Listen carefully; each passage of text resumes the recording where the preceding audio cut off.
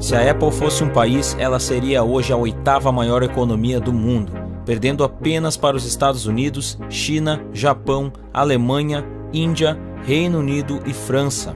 Com o valor de mercado que bateu inéditos 2 trilhões de dólares, o equivalente a 11 trilhões de reais, a Apple é sinônimo de inovação e qualidade e suas contribuições vão muito além do iPhone, do iPod e do iPad.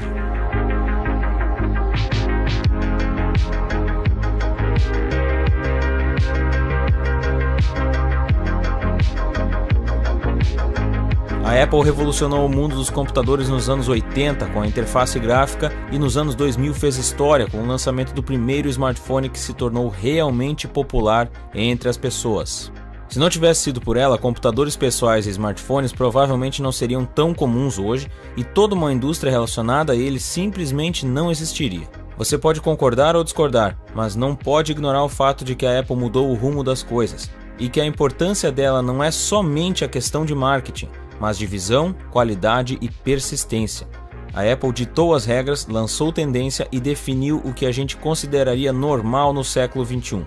Com seus produtos icônicos que foram e continuam sendo símbolos de uma nova geração, os anos 2000 não seriam os mesmos se não tivesse sido pela genialidade por trás de seus produtos revolucionários.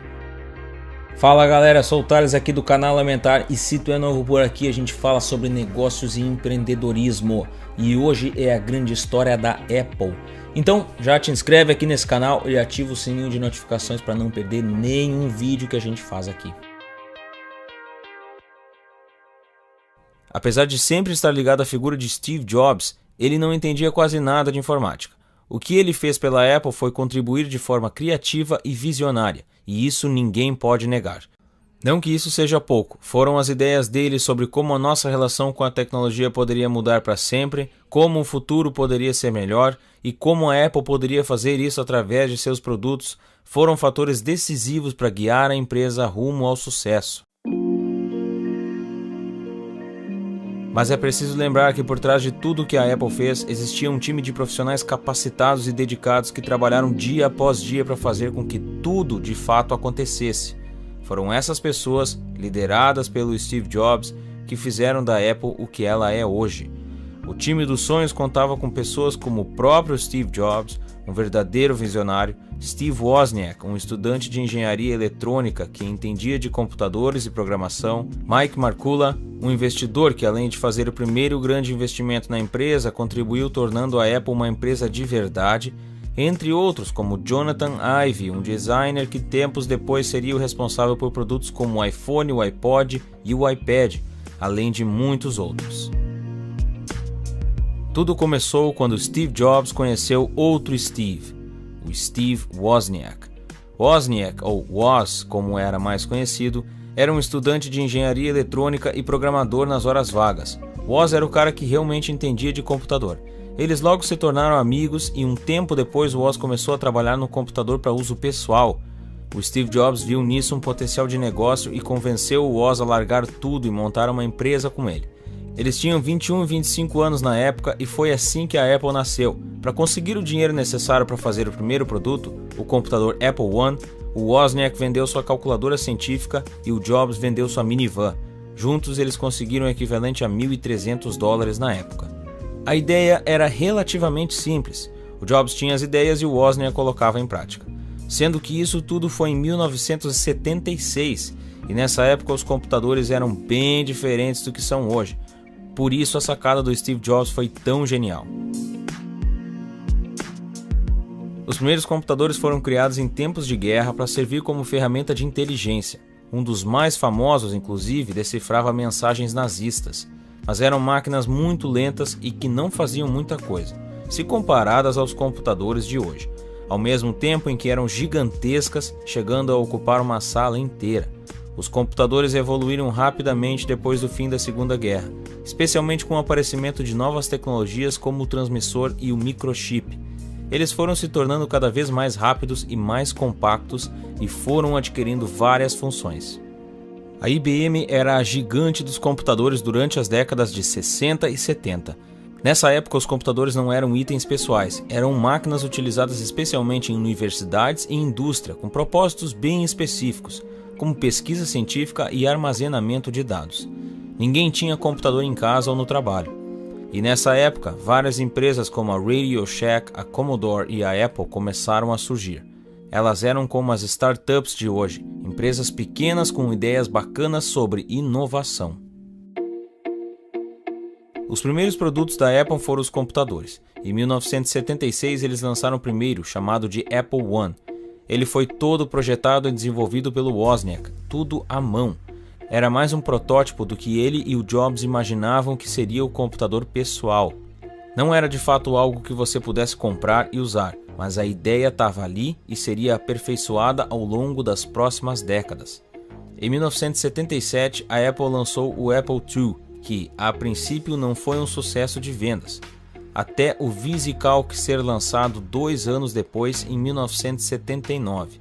O VisiCalc, apelido para Visible Calculator, ou calculadora visual, foi um programa que hoje parece simples, mas que revolucionou o mercado de computadores pessoais, porque foi a primeira planilha digital da história. Foi a ideia por trás de programas amplamente usados até hoje, como o Excel. Quando o VisiCalc foi lançado no fim dos anos 70, ninguém nunca tinha visto algo do tipo. É bizarro pensar nisso hoje, mas é verdade. Foi a primeira vez que as pessoas pensaram que talvez fosse uma boa ideia ter um PC, afinal você precisava de um para rodar esse programa. Nessa época, poucas empresas desenvolviam computadores pessoais, a maioria focava nos mainframes, como a IBM. Uma das empresas que focava em computador pessoal era a Apple, que viu as vendas do Apple II dispararem do dia para a noite. O problema foi quando a IBM percebeu e resolveu entrar na briga. Quando empresas novas como a Apple começaram a se destacar no mercado de computadores pessoais, a IBM decidiu que era hora de mudar o foco e desenvolver modelos que pudessem ser adquiridos pelo público em geral. Especialmente após o sucesso do Apple II e do VisiCalc, a IBM repensou seus computadores e em 1981 lançou o IBM Personal Computer, ou IBM PC. O computador que definiu o PC como sinônimo de computador e acabou com a ideia de que computadores eram máquinas de uso exclusivo de um público específico. O IBM PC foi um sucesso instantâneo, fazendo tudo o que o Apple II fazia, só que por um preço muito mais baixo. Agora a gigante IBM disputava uma fatia do mercado e nenhuma empresa tinha condições de bater de frente com ela. Pelo menos não por enquanto.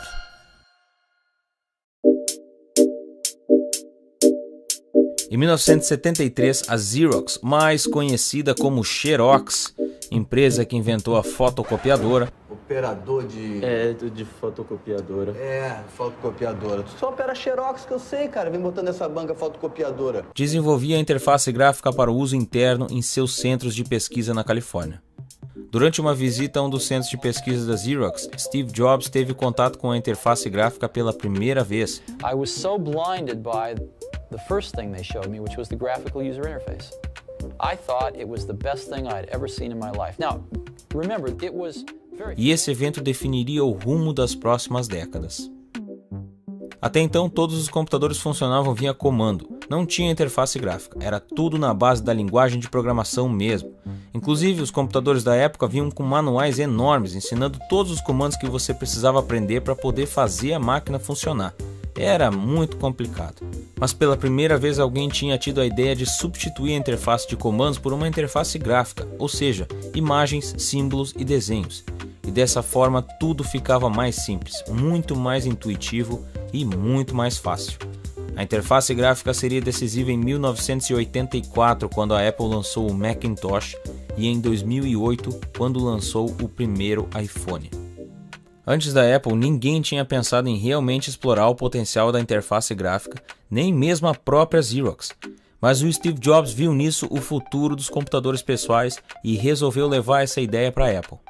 A ideia era tão pouco cobiçada que a Xerox nunca processou a Apple por isso.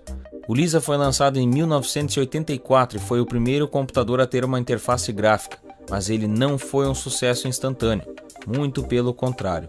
Quando tentaram vender para empresas, para bater de frente com a IBM, perderam feio. Para as empresas, o Lisa era simples demais. Quando tentaram vender para o público em geral, também perderam feio. Para as pessoas comuns, o Lisa era complicado demais. Para quem vender, então? Por mais genial que tivesse sido a ideia de Jobs de substituir uma interface complicada e técnica por uma simples e intuitiva, ela era avançada demais para os anos 80. O Lisa é até hoje um dos maiores fracassos de venda da Apple. Isso porque a Apple precisou criar um novo mercado. A gente precisa entender que hoje tudo parece muito intuitivo e muito fácil de ser criado. Às vezes a gente até pensa em coisas que eles poderiam colocar nas próximas versões dos celulares e na sequência, na próxima versão, assim que tu baixa o Android ou o novo sistema da Apple ali, já está prontinho aquilo que tu tinha pensado. As interfaces e os sistemas parecem que eles evoluem naturalmente de uma versão para outra. Só que naquela época nada disso existia. Então era preciso criar tudo do zero. Além disso, mais para frente, a Apple virou simplesmente um especialista na arte de criar novos mercados com o iPod, o iPhone e até o iPad. Só que nessa época ainda engatinhava nesse quesito, mas isso estava prestes a mudar.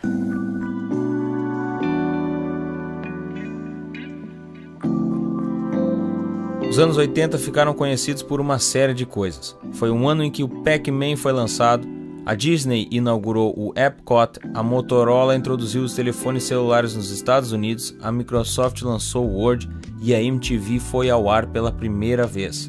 Além disso, o computador foi eleito a pessoa do ano pela revista Time, numa edição histórica. No mesmo ano do lançamento do Lisa, em 1984, a Apple lançou outro produto, o Macintosh. Talvez esse você já tenha ouvido falar. O Macintosh, Mac ou iMac, teve a primeira versão lançada em 1984 e foi um sucesso total. Ao contrário do Lisa, o Macintosh tinha cara de coisa nova. Ele não parecia um computador tradicional com algum adicional. O tamanho, o design e as funções fizeram do Macintosh um produto inédito e isso chamou muita atenção. Mesmo que um tenha sido um fracasso e o outro não, o Lisa e o Macintosh mostraram a capacidade do time da Apple de pensar além do seu tempo. Eles representaram as tentativas exaustivas da Apple de traduzir sua visão de inovação, tecnologia e praticidade. Depois do Macintosh, nenhum computador foi o mesmo.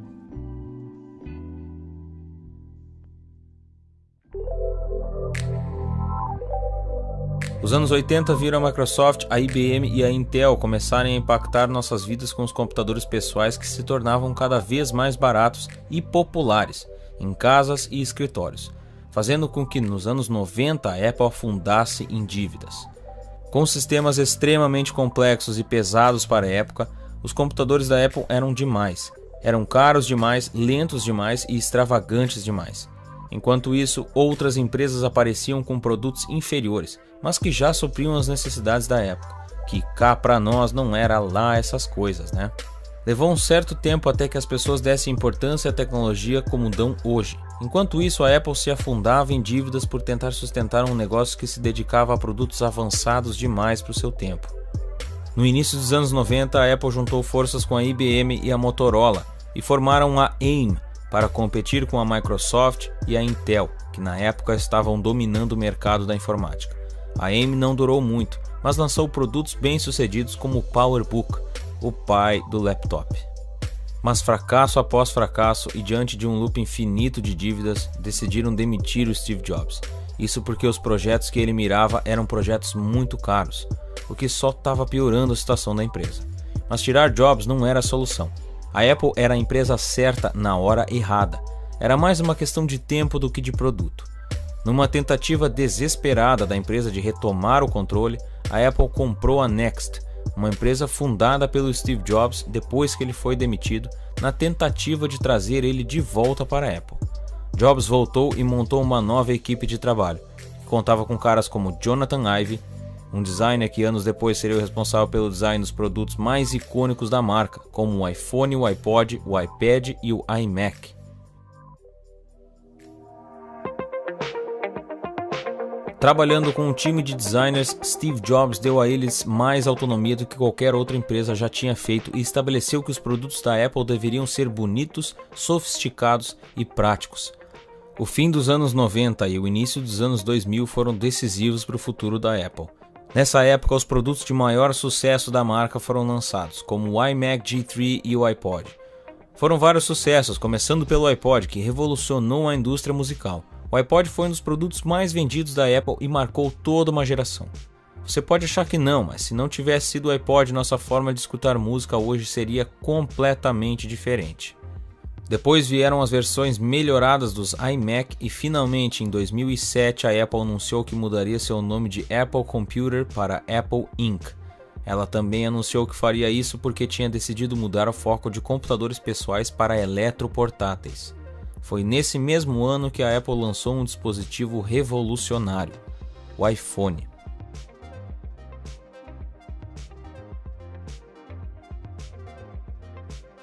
Os anos de 2008 a 2018 podem ser considerados a década do iPhone. E a gente precisa enfatizar ele aqui, porque ele foi muito mais do que um celular bacana e da moda. O iPhone foi simplesmente o celular que tornou o smartphone comum. Sério, todos, de qualquer marca. Antes dele a gente não tinha nada igual. O iPhone foi o primeiro smartphone com tela 100% touch que dava para usar de forma super intuitiva. Além disso, era muito rápido para a época e fazia diversas coisas de forma simples, como mandar e-mail ou acessar o navegador.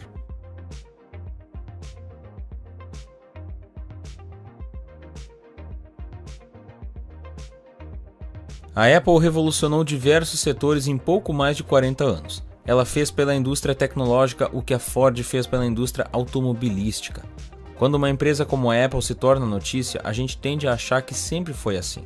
Mas houve uma época em que a IBM era a titã da tecnologia e as empresas menores fundadas por pessoas como você e eu não tinham tamanho para competir, mas entraram na briga porque tinham uma ideia, um projeto ou um sonho.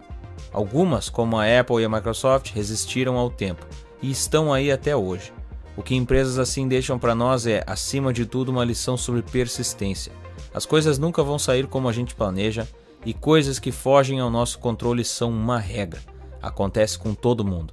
Mas se você tem uma ideia, um sonho, se você tem vontade de chegar a um lugar que ninguém chegou antes, então você tem que persistir.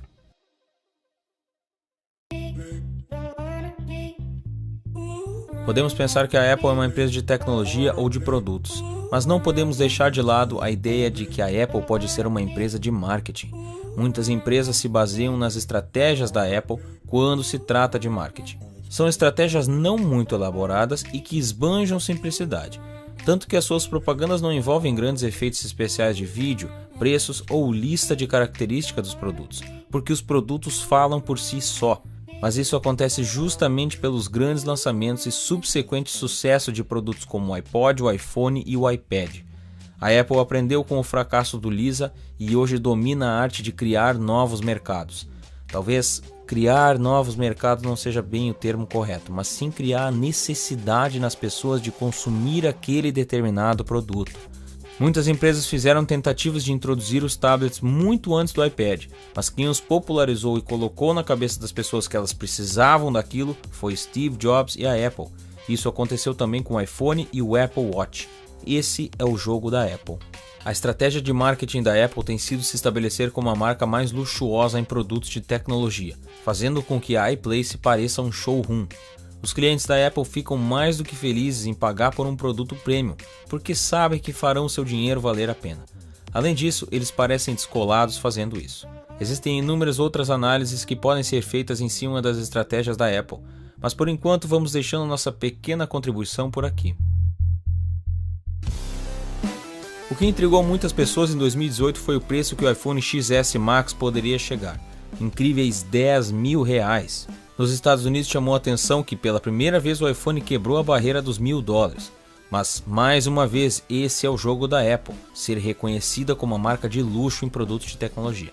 E você, o que acha dos produtos da Apple?